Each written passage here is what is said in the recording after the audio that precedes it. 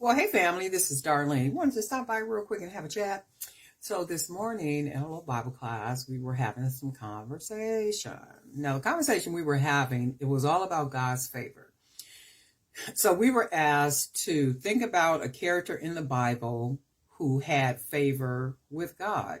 That's an easy one because you can think about a lot of people. Abraham, Moses, Mary, Jesus. There's a lot of people that you can think about that have favor with God. But for me, I said John.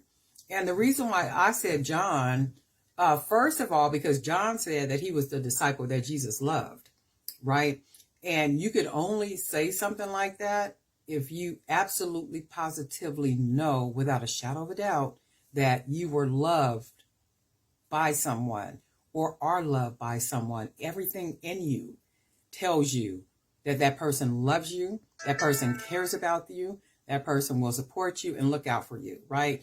So I believe that John believed that he really was the disciple that Jesus loved. And I believe that too. Another reason why I believe I believe that is because John was the youngest. And you know that he was the youngest because of the seating arrangement at the Last Supper. So the way that their table setting would be, the youngest always sat next to the leader or the one in authority, right? So according to scripture, John sat next to Jesus at the table at the Last Supper, right? And he was so close to him that he was able to lean his head against Jesus's bosom, meaning his chest, right? So that tells me that there is some intimacy there. There's some comfort there. There's some love there, right? And I said another reason why I believe that John had favor, with Jesus, with God, is because the crucifixion. John was present at the crucifixion with Mary. Not only that, though, Jesus assigned the task of John taking care of his mother. That's like one of us saying, well, my time is now. Please take care of my mother. Me saying to, someone, take care of my mother, right? You don't just say that to anybody. You say that to somebody that you trust and that you know is going to do what it is that you're asking them to do, right? It don't stop there.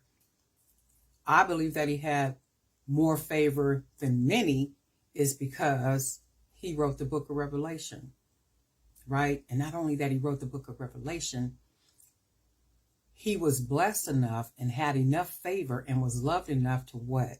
To see Jesus in his glorified state, to see him in his wholeness and his spiritual oneness, right? In his spiritual wholeness, John got the chance to see that and to communicate with him, right? And I was just like, that's favor. That's favor that's beyond favor, right? So we had a little discussion about that. And I was like, oh my God, how amazing, it would be to have that type of favor. And then I thought about it. We do have that type of favor. We may not be seeing Jesus in his glorified state, right? But we do have favor, right? And depending on how tight your relationship is with the Lord, you can feel his presence. You can feel his presence. I know last week in our Bible class, it was my church Bible class, it was a question asked about the deity or something of the Holy Spirit. And how do you know, something about how do you know that the Holy Spirit exists or something like such. For me, my answer was presence. Because you can feel his presence.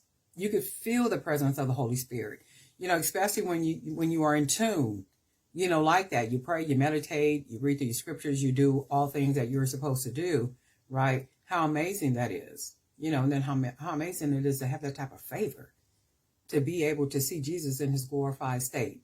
And then for Jesus to say to you, I want you to go and I want you to write the things in which you have seen, right? So, and if Jesus is not communicating it to you, he has an angel to communicate it to you so that you can write these things down and then go communicate these things to these 7 churches, right? That's favor.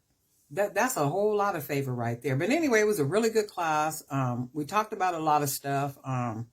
It got really deep too. And I like when it does that because it makes you think. And it makes you study. Our Thursday night Bible class is like that too, though, especially when a particular person, does those classes.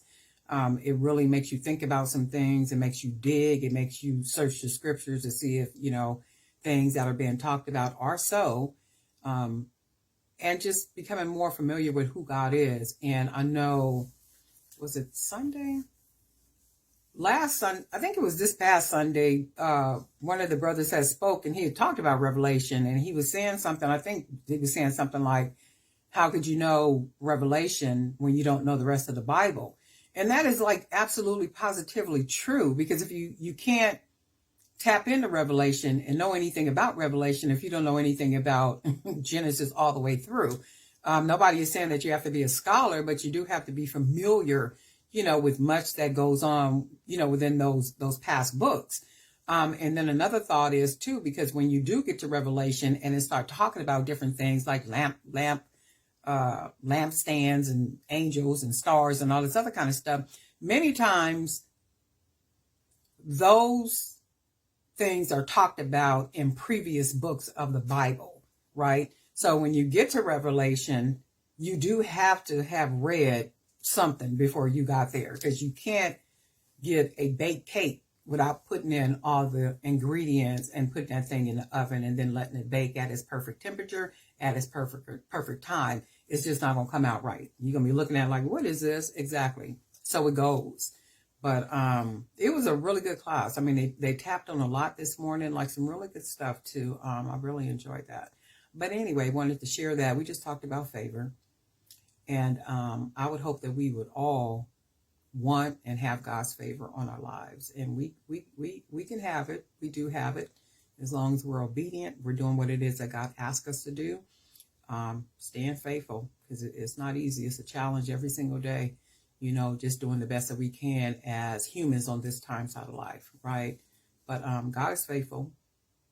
He's faithful, and he does answer, all his promises to us. So we just want to do the best we can do as people, right? But anyway, we'll talk.